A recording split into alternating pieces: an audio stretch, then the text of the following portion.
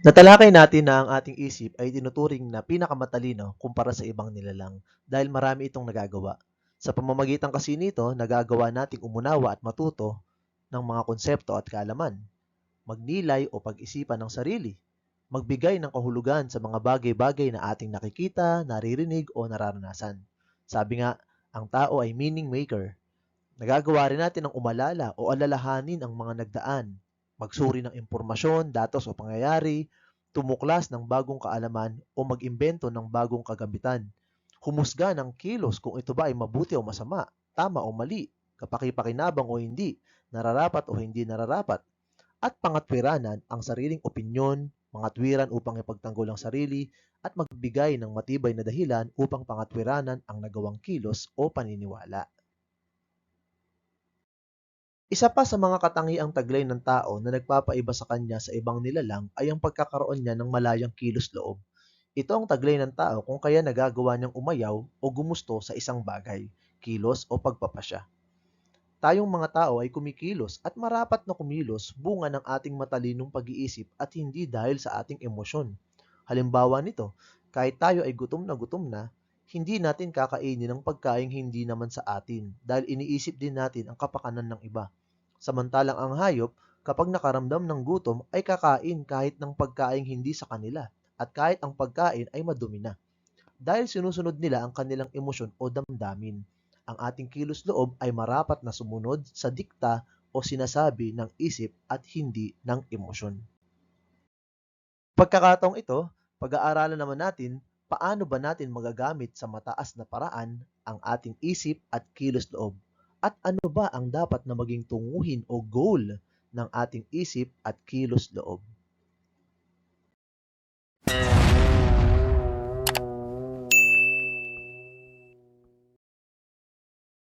Dahil matalino at maraming kakayahan ng ating isip, ang dapat na maging tunguhin, direksyon o goal nito ay ang pagtuklas ng katotohanan, kaalaman o karunungan, o ang pagpapakatalino at pagpapakadunong.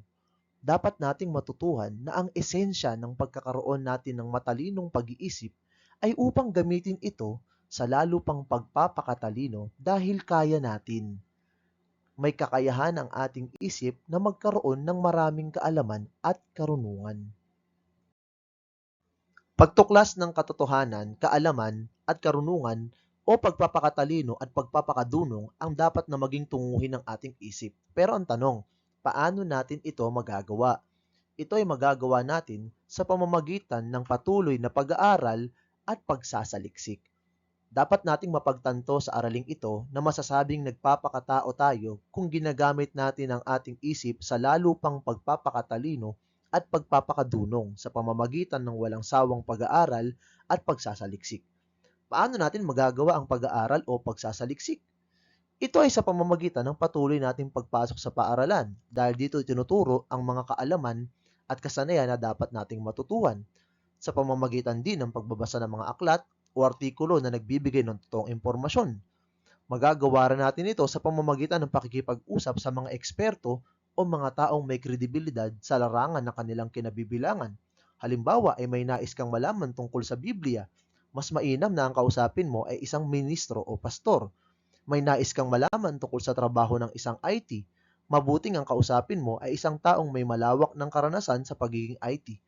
Sa pamamagitan ng mga ito, natutuklasan natin ang katotohanan, kaalaman at karunungan. Bagamat may kakayahan tayong umayaw o gumusto dahil sa ating malayang kilos-loob o kalooban, ang dapat nating gustuhin ay ang mga kilos na nagpapakita ng pagmamahal. Dahil ang dapat na maging tunguhin, direksyon o goal ng ating malayang kilos-loob ay ang pagmamahal o pag-ibig. Sino ang ating dapat mahalin o ibigin? Ito ay ang ating kapwa, mga magulang, kapatid, kamag-aral, katrabaho at iba pa. Ang ating bayan, kasama na rito ang mga batas na pinatutupad ng pamahalaan, gayon din ang mga namumuno sa ating lipunan. Ang kalikasan, kabilang mga puno, halaman, mga hayop, ating kapaligiran at mga bagay na ginagamit natin na galing sa kalikasan. At ang tunay na Diyos na dapat sambahin. Paano natin magagawa ang pagmamahal? Ito ay walang iba kundi sa pamamagitan ng paggawa ng kabutihan. dahil ang mga kilos na mabuti ay kilos ng pagmamahal. Ito ang mataas na gamit ng ating kalooban. Dapat nating matutuhan dito na kahit malaya tayong gawin ng mga bagay na gusto natin, ang dapat nating piliin palagi ay ang paggawa ng kabutihan. Gustuhin ng mabuti at ayawan ang masama. Dito natin mapamamalas na tayo ay nagpapakatao. Bilang pagbubuod, makikita natin sa talahanayan na ito ang mataas na gamit at tunguhin ng ating matalinong isip at malayang kilos loob. Ang mataas na gamit ng ating matalinong pag-iisip ay ang pag-aaral o pagsasaliksik. Ibig sabihin, nagagamit natin sa mataas na paraan ang ating matalinong isip kung patuloy tayong nag-aaral o nagsasaliksik. Ngayon, ano ang dapat na maging direksyon o saan dapat patungo ang ating matalinong pag-iisip? Dapat patungo yan sa pagtuklas ng katotohanan, kaalaman at karunungan o yung tinatawag nating pagpapakatalino o pagpapakadunong.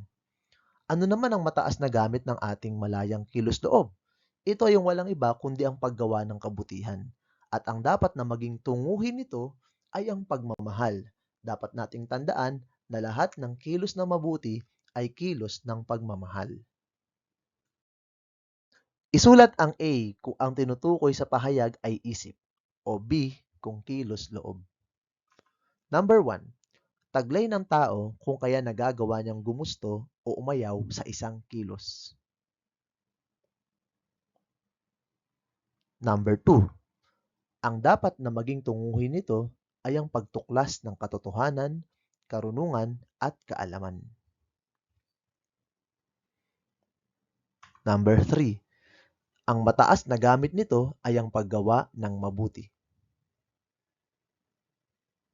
Number 4. Ang tunguhin nito ay ang pagmamahal. And number 5. Dahil dito, nagagawa ng tao ang umunawa, magsuri, mangatwiran, manghusga at umalala. Bilang pagtatapos, sagutin lamang ang sumusunod na tanong.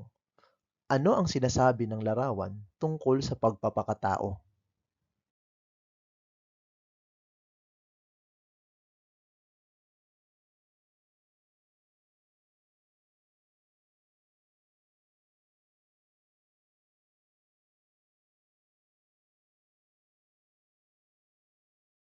Ang taong nagpapakatao ay itinutuon niya ang kanyang matalinong isip sa pagtuklas ng mga kaalaman at karunungan at hinuhubog naman niya ang kanyang malayang kilos loob sa pagmamahal o paggawa ng kabutihan. Salamat sa panonood at pakikinig. Sana ay natuto kayo. Paalam.